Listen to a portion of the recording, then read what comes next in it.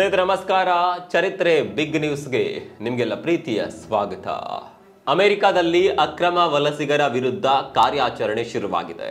Trump ಸರ್ಕಾರ ಚುನಾವಣೆಯಲ್ಲಿ ಕೊಟ್ಟ ಭರವಸೆಯಂತೆ ಅಕ್ರಮ ವಲಸಿಗರನ್ನ ಗಡೀಪಾರು ಮಾಡ್ತಾ ಇದೆ. ಈಗಾಗಲೇ ಮೆಕ್ಸಿಕೋ ಮೂಲದವರನ್ನ ಹೊರಗಟ್ಟಿರುವ ಟ್ರಂಪ್ ಆಡಳಿತ ಈಗ ಭಾರತೀಯರ ವಿರುದ್ಧ ತನ್ನ ಆಪರೇಷನ್ ಶುರುವಿಟ್ಕೊಂಡಿದೆ. ಅಧಿಕೃತ ಮೂಲಗಳ ಪ್ರಕಾರ ಈಗಾಗಲೇ C-17 ಎಂಬ ಮಿಲಿಟರಿ ವಿಮಾನದಲ್ಲಿ ಅಕ್ರಮ ವಲಸಿಗರನ್ನ ಭಾರತಕ್ಕೆ ರವಾನಿಸಲಾಗಿದೆ. ಮುಂದಿನ 24 ಗಂಟೆಗಳಲ್ಲಿ ಅವರು ಭಾರತ ತಲುಪಲಿದ್ದಾರೆ ಅಂತ ಹೇಳಲಾಗಿದೆ. ಯುಎಸ್ನ ಇಮಿಗ್ರೇಷನ್ ಅಂಡ್ ಕಸ್ಟಮ್ ಎನ್ಫೋರ್ಸ್ಮೆಂಟ್ ಸರಿಯಾದ ದಾಖಲೆಗಳನ್ನು ಹೊಂದದ ಒಟ್ಟು 18,000 ಭಾರತೀಯರನ್ನ ಅಮೆರಿಕದಿಂದ ಗಡೀಪಾರು ಮಾಡಲು ಸಜ್ಜಾಗಿದೆ. ಭಾರತೀಯರು ಸೇರಿ ಒಟ್ಟು 15 ಲಕ್ಷ ಅಕ್ರಮ ನಿವಾಸಿಗಳನ್ನ ಗಡೀಪಾರು ಮಾಡಲು ICE ಗುರುತು ಮಾಡಿಕೊಂಡಿದೆ. ಅಮೆರಿಕದಲ್ಲಿ ಒಟ್ಟು 7 ಲಕ್ಷಕ್ಕೂ ಅಧಿಕ ಮಂದಿ ಭಾರತೀಯರು ಅಕ್ರಮವಾಗಿ ನೆಲೆಸಿದ್ದಾರೆ ಎನ್ನಲಾಗಿದೆ. ಇದು ಅಮೆರಿಕದ 3ನೇ ಅತಿದೊಡ್ಡ ಜನಸಂಖ್ಯೆ ಅಂತ ಕೂಡ ಗುರುತಿಸಲಾಗಿದೆ. ಇನ್ನು ಭಾರತೀಯರ ಗಡೀಪಾರು ವಿಚಾರವಾಗಿ ವಿದೇಶಾಂಗ ಸಚಿವ ಜೈಶಂಕರ್ ಸ್ಪಷ್ಟನೆ ನೀಡಿದ್ದಾರೆ. ಯಾವುದೇ ದೇಶದಲ್ಲಿ ನಮ್ಮ ದೇಶದ ಪ್ರಜೆಗಳು ಕಾನೂನು ಬಾಹಿರವಾಗಿ ನೆಲೆಸುತ್ತಿದ್ದರೆ ಅಂತವರನ್ನ ವಾಪಸ್ ಕರೆಸಿಕೊಳ್ಳುತ್ತೇವೆ ಎಂದಿದ್ದಾರೆ. ಅಲ್ಲದೆ ಅಮೆರಿಕ ಭೇಟಿ ವೇಳೆ US ಅಧಿಕಾರಿಗಳ ಜೊತೆ ಈ ಕುರಿತು ಮಾತನಾಡಲಾಗಿದೆ ಎನ್ನಲಾಗಿದೆ. ಇನ್ನು ಟ್ರಂಪ್ ಕೂಡ ಅಕ್ರಮ ವಲಸಿಗರ ಕುರಿತು ಮೋದಿ ಗಮನಕ್ಕೆ ತಂದಿದ್ದಾರೆ.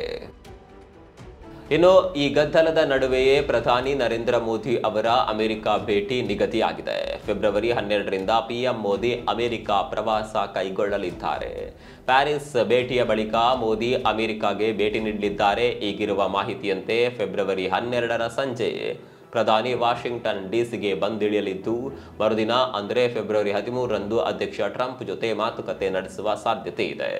ಈಗಾಗಲೇ PM ಪ್ರವಾಸದ ಕುರಿತಂತೆ ಸಿದ್ಧತೆಗಳು ಆರಂಭಗೊಂಡಿದ್ದು ಕಳೆದೊಂದು ವಾರದಿಂದಲೇ ತಯಾರಿಗಳು ನಡೆದಿವೆ. ಅಕ್ರಮ ವಲಸಿಗರ ಗಡೀಪಾರಿನ ವಿಚಾರ ತಾರಕಕ್ಕೇರಿರುವ ಹೊತ್ತಿನಲ್ಲೇ PM ಭೇಟಿ ನೀಡುತ್ತಿರುವುದು ಗಮನ ಸೆಳೆದಿದೆ. ಮಾತುಕತೆ ವೇಳೆ ಅಕ್ರಮ ವಲಸಿಗರ ವಿಚಾರ ಪ್ರಮುಖವಾಗಿ ಪ್ರಸ್ತಾಪವಾಗುವ ಸಾಧ್ಯತೆ ಇದೆ. ಜೊತೆಗೆ ಆಮದು ಸುಂಕದ ವಿಚಾರವೂ ಪ್ರಸ್ತಾಪವಾಗುವ ಸಾಧ್ಯತೆಗಳು ದಟ್ಟವಾಗಿದೆ. ಟ್ರಂಪ್ 2ನೇ ಅವಧಿಗೆ ಅಧ್ಯಕ್ಷರಾಗಿ ಅಧಿಕಾರ ವಹಿಸಿಕೊಂಡ ನಂತರ ಇದು ಪ್ರಧಾನಿಯವರ ಮೊದಲ ದ್ವಿಪಕ್ಷೀಯ ಭೇಟಿಯಾಗಿದೆ. ಟ್ರಂಪ್ ಆಡಳಿತ ಅಧಿಕಾರಕ್ಕೆ ಬಂದ ಕೆಲವೇ ವಾರಗಳಲ್ಲಿ ದ್ವಿಪಕ್ಷೀಯ ಭೇಟಿಗಾಗಿ ವಾಷಿಂಗ್ಟನ್ DCಗೆ ಪ್ರಯಾಣಿಸಲಿರುವ ಕೆಲವು ವಿದೇಶಿ ನಾಯಕರಲ್ಲಿ ಮೋದಿ ಕೂಡ ಒಬ್ಬರಾಗಿದ್ದಾರೆ. ಕಳೆದ ವರ್ಷ ಯಮನ್ನ ಹೌತಿಗಳಿಂದ ದಾಳಿಗೊಳಗಾಗಿದ್ದ ಲೈಬೀರಿಯನ್ ಧ್ವಜವನ್ನು ಹೊಂದಿರುವ ಕಚ್ಚಾ ತೈಲ ಟ್ಯಾಂಕರ್ ಕ್ರಿಸಾಲಿಸ್ ಕೊನೆಗೂ ಕೆಂಪು ಸಮುದ್ರ ದಾಟಿದೆ.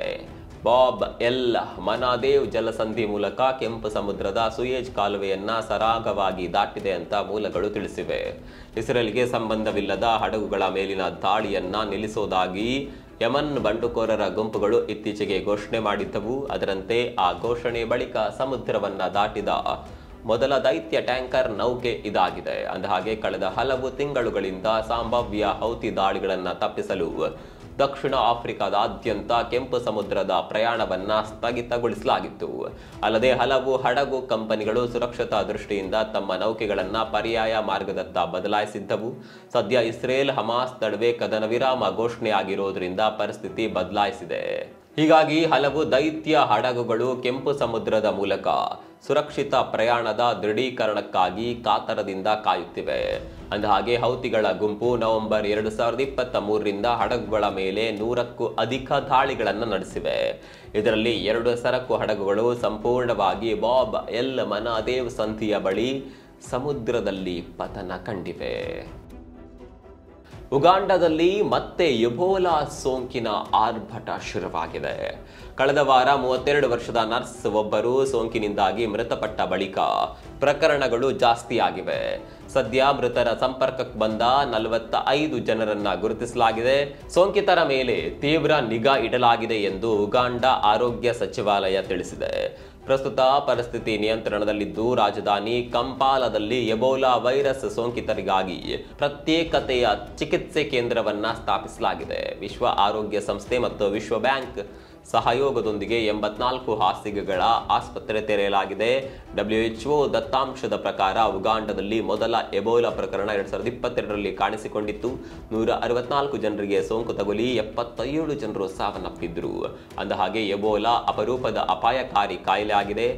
ಸೋಂಕಿತ ಪ್ರಾಣಿಗಳು ಅಥವಾ ಜನರ ದೇಹದ ದ್ರವಗಳ ಸಂಪರ್ಕದ ಮೂಲಕ ಇದು ಹರಡುತ್ತದೆ. ಜ್ವರ, ತಲೆನೋವು ಮತ್ತು ದೇಹದ ಮೇಲೆ ದದ್ದುಗಳು ಈ ಕಾಯಿಲೆಯ ಆರಂಭಿಕ ಲಕ್ಷಣಗಳಾಗಿವೆ. ಜಾಗತಿಕವಾಗಿ ಆರ್ಥಿಕ ಕ್ಷೇತ್ರದಲ್ಲಿ ನಡೆಯುತ್ತಿರುವ ಕ್ಷಿಪ್ರ ಬೆಳವಣಿಗೆಯಿಂದಾಗಿ ರೂಪಾಯಿ ಮೌಲ್ಯ ಪಾತಾಳ ಕಾಣ್ತಾ ಇದೆ. ಡಾಲರ್ ಎದುರು ರೂಪಾಯಿ ಮಕಾಡೆ ಮಲಗಿದೆ. ಯುಎಸ್ ಅಧ್ಯಕ್ಷ ಟ್ರಂಪ್ ಆರಂಭಿಸಿರುವ ಟ್ರೇಡ್ ವಾರ್ನ ಪರಿಣಾಮವಾಗಿ ಡಾಲರ್ ಎದುರು ರೂಪಾಯಿ ಸಾರ್ವಕಾಲಿಕ ಕುಸಿತ ಕಂಡಿದೆ. ಆರಂಭಿಕ ವಹಿವಾಟಿನಲ್ಲಿ ರೂಪಾಯಿ ಮೌಲ್ಯ ಪ್ರತಿ ಡಾಲರ್ಗೆ 87.29 ರೂಪಾಯಿಗಳಷ್ಟಿತ್ತು. ದಿನದ ಅಂತ್ಯದ ವೇಳೆಗೆ 87.185 ರೂಪಾಯಿಗಳಿಗೆ ತಲುಪಿತು. ಟ್ರಂಪ್ ತನ್ನ ಅತಿದೊಡ್ಡ ವ್ಯಾಪಾರ ಪಾಲುದಾರರಾದ ಚೀನಾ, ಮೆಕ್ಸಿಕೋ ಮತ್ತು ಕೆನಡಾದಿಂದ ಆಮದು ಮಾಡಿಕೊಳ್ಳುವ ವಸ್ತುಗಳ ಮೇಲೆ ಅತಿಯಾದ ಸುಂಕಗಳನ್ನು ವಿಧಿಸಿದ್ದಾರೆ. ಪರಿಣಾಮ ಜಾಗತಿಕ ಹಣಕಾಸು ಮಾರುಕಟ್ಟೆಗಳು ಅಲುಗಾಡುತ್ತಿವೆ. ಹಲವು ರಾಷ್ಟ್ರಗಳಿಗೆ ಅಮೆರಿಕದ ತೆರಿಗೆ ವ್ಯಾಪಾರ ಭಯೋತ್ಪಾದನೆ ಆತಂಕ ಹೆಚ್ಚಿಸಿದೆ. ಈ ಬೆಳವಣಿಗೆಯಿಂದಾಗಿ ಡಾಲರ್ ಎದುರು ರೂಪಾಯಿ ಮೌಲ್ಯ ಕುಸಿತ ಕಂಡಿದೆ. ರಾಷ್ಟ್ರ ರಾಜಧಾನಿ ದೆಹಲಿ ಮತದಾನಕ್ಕೆ ಸಜ್ಜಾಗಿದೆ.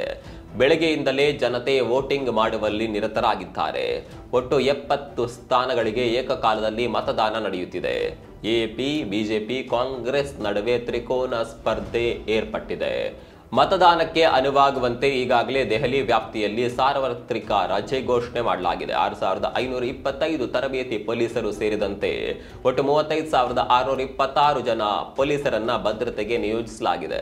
ಇನ್ನು ಸೋಮವಾರ ಸಂಜೆ ಗೋವಿಂದಪುರಿಯಲ್ಲಿ ನಡೆದ ಗದ್ದಲಕ್ಕೆ ಸಂಬಂಧಿಸಿದಂತೆ ದೆಹಲಿ ಪೊಲೀಸರು ಸಿಎಂ ಅತೀಶಿ ವಿರುದ್ಧ ಪ್ರಕರಣ ದಾಖಲಿಸಿದ್ದಾರೆ.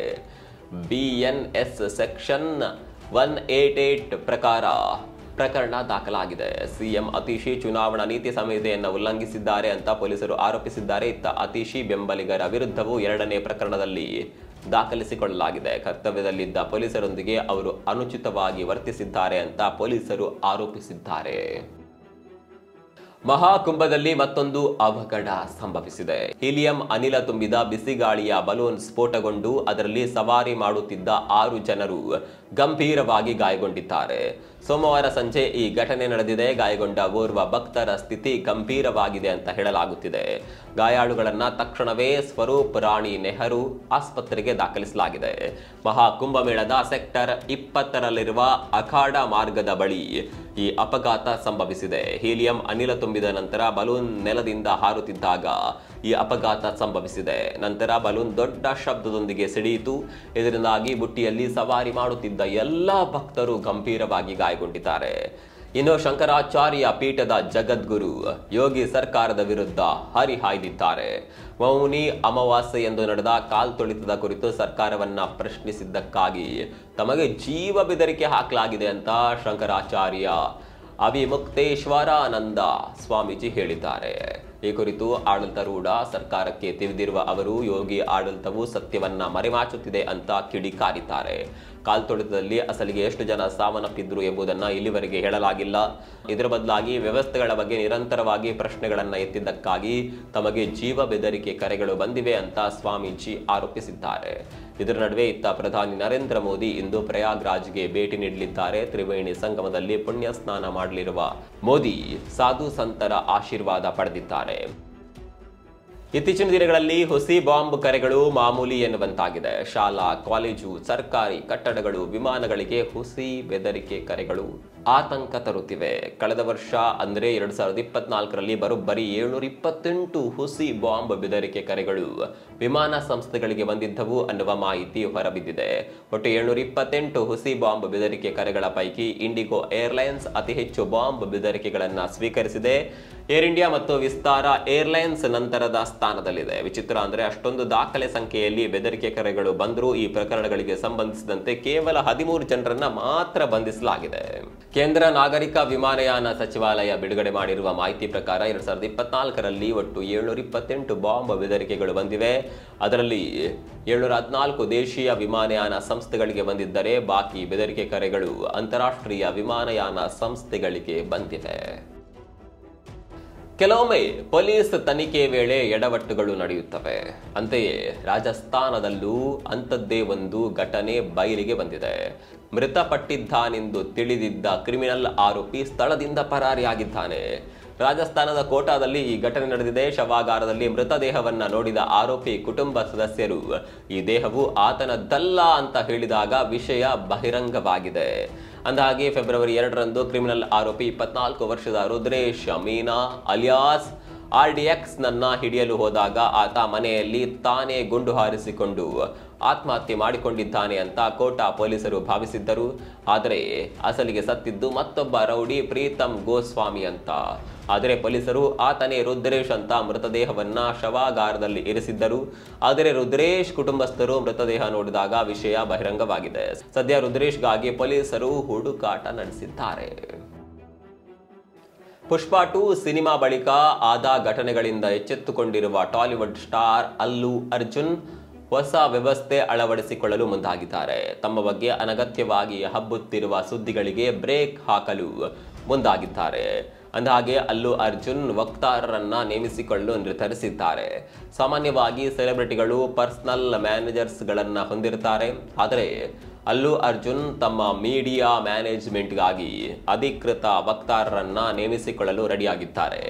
ತಮಗೆ ಸಂಬಂಧಿಸಿದ ಬಹುತೇಕ ವಿಷಯಗಳನ್ನ ಇನ್ನು ಮುಂದೆ ವಕ್ತಾರರೇ ನಿಭಾಯಿಸಲಿದ್ದಾರೆ. ಸಿನಿಮಾಗಳು ಬಿಡುಗಡೆ, ಶೂಟಿಂಗ್ ವಿಚಾರ ಹಾಗೂ ಕೋರ್ಟ್ ಕಚೇರಿ ವಿಚಾರವಾಗಿ ವಕ್ತಾರರೇ ಮಾಹಿತಿ ಹಂಚಿಕೊಳ್ಳಲಿದ್ದಾರೆ. ಇದರಿಂದ ಅಲ್ಲು ಅರ್ಜುನ್ ಮಾಧ್ಯಮಗಳ ಮುಂದೆ ಬರುವುದು ಕೂಡ ತಪ್ಪಲಿದೆ.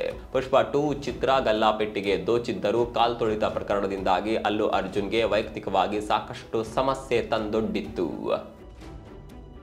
ಇದಾಗಿತ್ತು ಈ ಹೊತ್ತಿನ ಪ್ರಮುಖ ಸುದ್ದಿಗಳು. ನಾಳೆ ಮತ್ತೆ ಭೇಟಿಯಾಗೋಣ. ಅಲ್ಲಿವರೆಗೂ ನಮಸ್ಕಾರ.